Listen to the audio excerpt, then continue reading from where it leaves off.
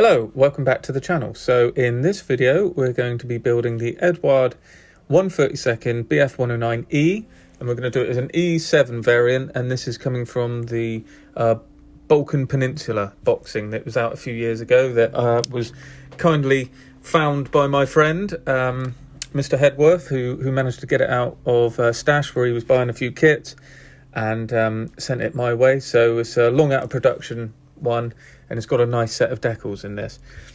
So as we were saying, it's an E7. Now, something that's often missed in E7, certainly in this kit, but nearly every kit apart from the new Wingsy kit, I believe, is that the E7s actually had the fuel line like you start to see in the Fs and the Gs. So it's got the yellow fuel line going around the side of the cockpit with the sight glass, and that's to do with the E7 having a new type of engine and to allow it to have the drop tank. So you don't see drop tanks before the E7. You see bombs, you see they're called Yabos, so the E1s even have the bomb rack, but if you see a drop tank, it needs to have this fuel line in it. It's just how the system worked, apparently. So we've been back and forth on that, me and a good friend, and we've come up with the idea that E7s need to have one. So I'm putting one in with lead wire and just using a bit of Tamiya tape there to show the sight glass area, which I cut out at a later point and put a piece of clear plastic in.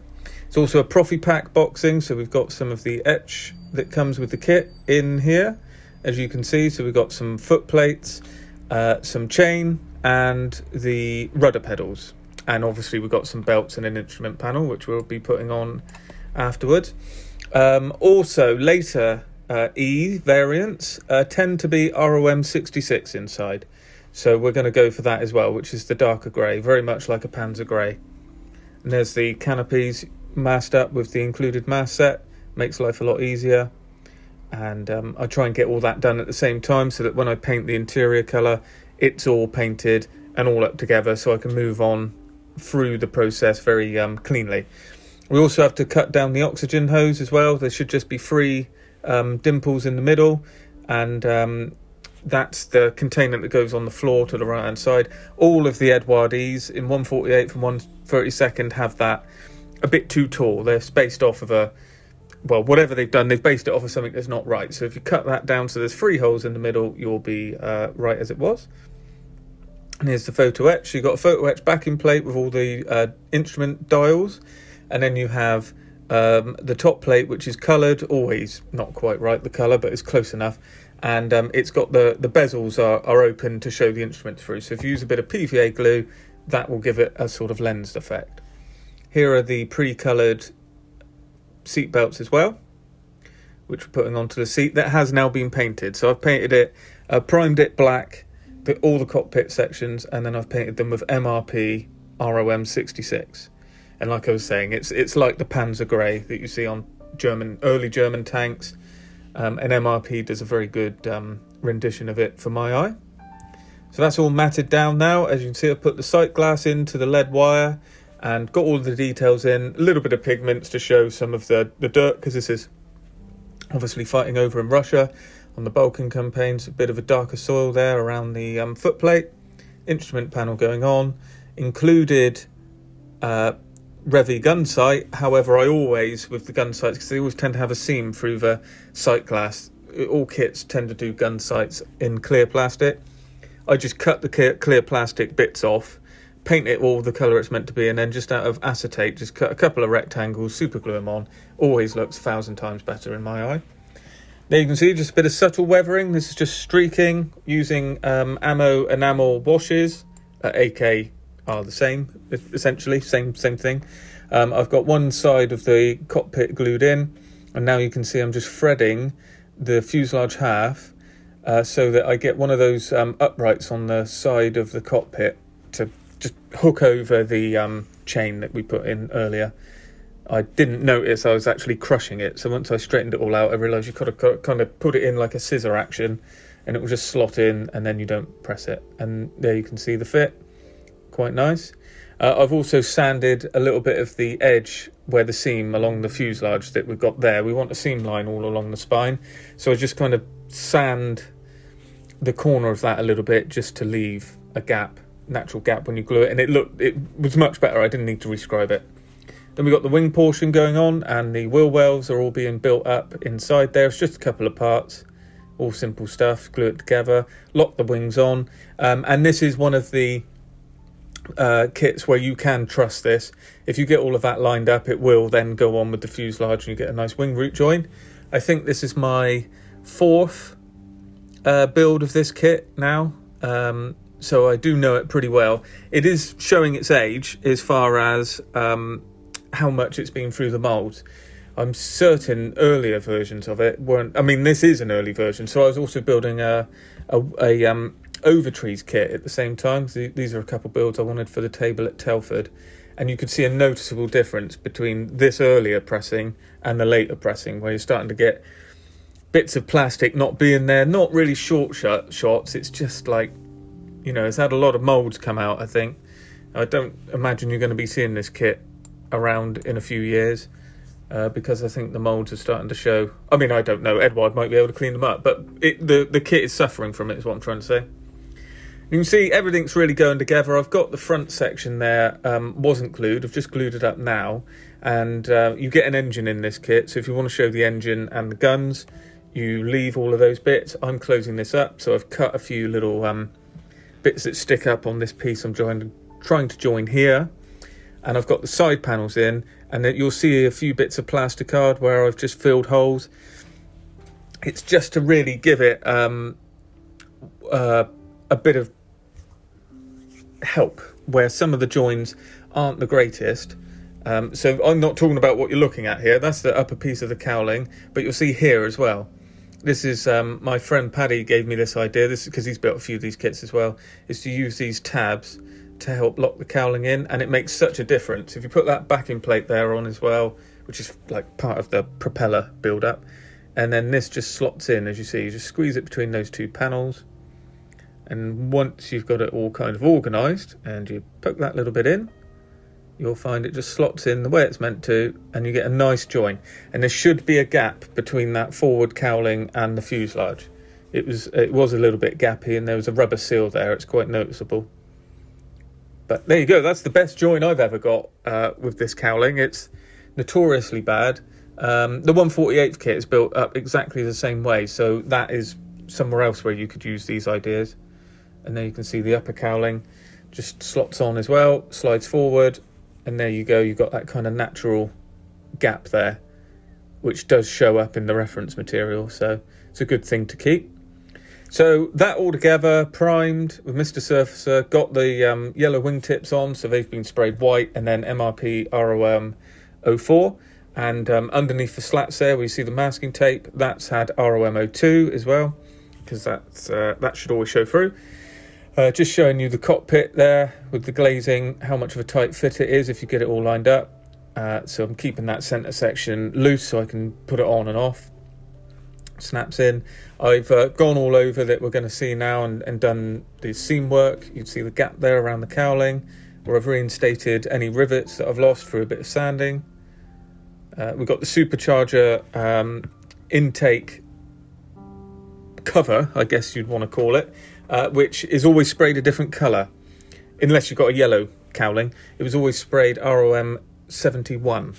So regardless of what the rest of the scheme is, that's always something that's best leaving off. You can always put it on at the end, and then you get that definition of it being a part, because they were built in different places. That's why they were painted a different colour and then shipped to the plane generally. So you see that's why it's still not there. And on this feature, so I know I've skipped the painting there, but we've used Mr. Colour ROM 65, which is the blue. You know about the yellow, and then the top colours are ROM 02 and ROM 71 from their Mr. Colour base colours, and then I've gone over with MRP, and that's where you've got a nice shine, and then I've actually glossed it over that as well. And that's all freehand camouflage, and then the cowling was a separate cowling put onto this machine, so I've masked that back to try and show that as well, so that's got a bit of a different camouflage over it. And we're ready to use the decals. So this is back in the good old days where Eduard printed their own decals, but they were good, and these are very good. However, I did cause my own problem you'll see they go down absolutely fine. I put on a matte coat, all is well. I took the models to Telford. When I brought them back to start weathering them, I noticed that where everything had sunk into the details, it had kind of lifted back out again. So I expect that's a reaction with my matte coat where I was rushing things a little bit. You'll see in the top left corner, I had about 4 109s on the go at the same time in 1/48th and 1/32nd. So that's all the landing gear parts all sprayed up at the same time. So, I'm not going to blame the kit. I'm going to blame the builder. So here you can see how well they've gone down, and they always did. They were very good. However, that Harry Seidel, there's silvering there, which I didn't catch, and I've seen it in the last in the photos at the end, so that's a shame. But this is what I mean. You see how that's gone in lovely? All nice, the rivets are showing through. Well, over time, that's lifted back out. So you just got to make sure you seal in your decals well if you want them to hold into the details. This is a bit of a quicker video as well. I didn't want to get bogged down too much in this one because I've built a couple of these already on the channel and I'm using technique. There's nothing new here, so just trying to run through the video to give it a bit of a better pacing. So this has now been matted down, canopy masks have come off, and I've weathered one side. So this is what I'm going to show you how to do, because this is what I wanted to achieve. It's a nice subtle weathering all the way down there, not too much, but it looks realistic.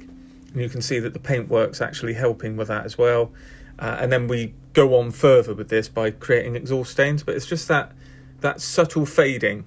So I'm going to show you how I do that. It's using completely enamel washes all the way through. Pick your colour. This one for me is Starship Wash. Different colours will work better on different paint bases, so over different camouflages. So I put on the initial layer, and then it's 3 brushes. So you put on a detail brush to put it along, then you use a kind of lighter brush that you use in the middle, and you need this intermediary brush just to feather it up like that. Then you need a wide brush which you're keeping dry just for this, and then that is about sort of, as you can see, it's kind of like a dry brush action, but what it's doing is it's not a liquid now, it's drying off the enamel and it's working it into the surface. So as you'll see, it's gone from that nice feathered edge to almost being worked in as a filter across those 2 panels that were blue. However, you should be able to see that still there's a kind of heavy edge along the bottom, which is where we want the feathering. You should still be able to see a faint line of that initial bit of feathering that we did. So then I just go back in again just to make the effect more noticeable. And you can see using the 3 brushes, very important that, because if you try and do it with 1 brush, you'll drag it all over the place. You need that drying off in between. And now you can see it's like a filter across that whole panel. I'm just trying to use the light settings here, because if you have too much light it washes it out, so it's quite hard to see. You can see now in that right hand panel underneath the cockpit, just that faint lower section that's showing the kind of feathered up effect that we want. And we're just going to try and make that emphasized now. So we're going back in with neat thinners across the top here, and then feathering down. And then again, using the different brushes. I may actually go straight to the wide brush here, and then that's for a different effect. So now, to get the feathered up look from the wing root up, you have to blend it down. It's a weird way of doing it, but this is how it gives you the effect. This is something I like to do on all my aircraft. It's something I've been doing for a few years. Is it not my technique? I'm sure a million people do it. It's just I kind of stumbled into it by trying to get different effects. This is all really to emphasize the exhaust staining and the idea of dust and muck that kicks up the side of an aeroplane. And as you can see, going back in with a bit of a wetter brush and then going back in with the drier brush moves it around. You've got a fair bit of working time with this. And then we've got a 4th brush coming in here again.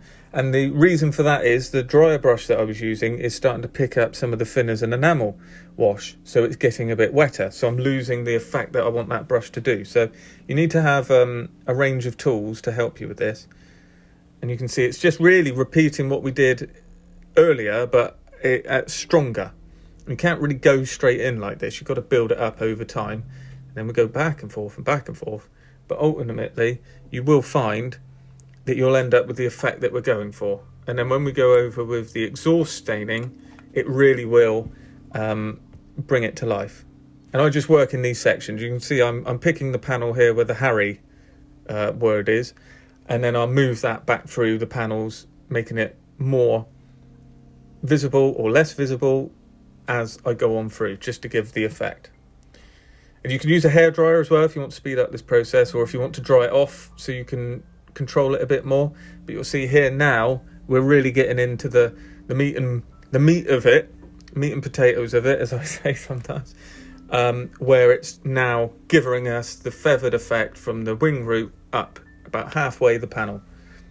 And we're just kind of fading it here, there and everywhere. And then any extra bits that we've got where it's kind of like tide marks on the left or right, we'll just work them back into the panel and we'll be left with the effect we want. And now, just to marry that up with the other side, you can see that when it dries off, that's the effect we're looking for. That kind of heavy patina just along that wing sort of reinforcing plate that we've got between the fuselage and the wing root. And then we carry that on down the fuselage subtly. So now, as I was saying, the cowling is a bit different, and also I want to bring in these exhaust effects again. So we're going on through the cowling, and we're going to just try and emphasise bits of that now using darker washes. And I hope you'll see from now towards the end of this little bit of video, you should see the difference between the fuselage and the cowling. And that's what we're going for. We want to emphasise the fact that this is a different piece that's been put on the plane, and it needs to look like that. We're also putting like darker bits along the top of the line of exhaust there, which will go in and be like a sort of deeper, oily, sooty remnants from the exhaust. And it all sort of helps. And we get a bit heavier here and there. We get a bit lighter other places. Where it's a bit wide around that panel line, we'll then work it back with some neat thinners. I'm just putting the colour there. And then with thinners, I'm letting that move that colour into where I want it to be. Picking up some of the rivets, picking up some of the little access panels that we got there, going through that white emblem. And then now that's obviously wet, as you can see, but it's not how we want it. I might then go back in with, say, a cotton bud or something like that, or a dry brush, or we'd wick off the brush and use it with it being a bit damp, and just trying to move it around. And what you really should do is use this as a kind of starting point and get there yourself, if that makes sense. I can't really say it any other way. If you, I can't sit here and tell you how to do this. It's one of those natural things. You're going for a look and you kind of get it, and then you might think, oh, it's not bright, or it's not looking quite how I want it to look. But if you keep going back and forth, you will get there. Sometimes I do this and I think, well, this looks absolutely awful. Then I sort of come back, dry it off, maybe wick a bit more off with, say, a cotton bud. That will take quite a lot off. Or if I go in with a dry brush, that will wick out a little bit as well. Move it around, dry it off with a hairdryer. As you can see, there's the cotton bud. And you'll find that it starts to give the effect. And if you just work in small sections as well, you can then see a lot easier what you're doing, because you can look at the other section that you haven't done it to, and you can see the difference. So that's not totally finished there. We're just coming in with that brush again. This is where you'll see we feather it in, trying to create that line between a dirtier cowling than the fuselage. That's kind of the idea. And I was pretty happy with the effect we got there. And then one last thing, using good old MRP exhaust soot, one of the best things you can buy. We're just going back now with the airbrush, just fading it down. I also go underneath the exhaust, down the sort of chin, above the exhaust on the cowling, which again you should be able to see now where those enamel products have dried off. And that just gives a bit of depth and brings the model to an end. So I've got some photos now for you to have a look at. And as always, hopefully you like what you see. If you do, thanks for following the channel. We'll have a few builds coming up now over the next few weeks, where I've finally finished off a few projects I've had for a long time, so that's the good news, and there's plenty more coming down the line. So if you haven't already, consider subscribing to the channel so you stay up to date. If you want to help out the channel, there's a couple links in the description below where you can do that. And as always, thanks for watching, and I'll see you in the next video.